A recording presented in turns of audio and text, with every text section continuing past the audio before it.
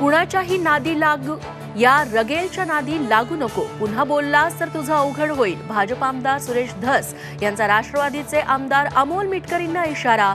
मंत्रीपद न मिळाल्यानं धस यांना पोटशूळ, मिटकरींनी केलेला आरोप.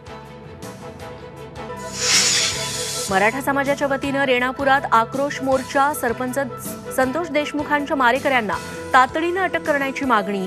देशमुख यांची मुलंही मोर्चात सहभागी. हॉर्न वाजवल्याच्या कारणातून कार चालकाला मारहाण. नांदेडमधील धक्कादायक प्रकार.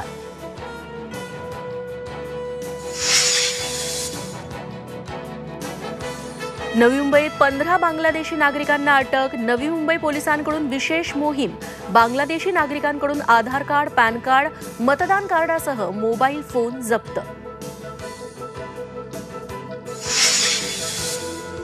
आणि राज्यात अवकाळी पावसाचा इशारा. उत्तर महाराष्ट्रात पावसाचा ऑरेंज अलर्ट. वादळी वाऱ्यासह गारपिटीची शक्यता, तर पश्चिम विदर्भात येलो अलर्ट. शेतकऱ्यांची चिंता वाढली.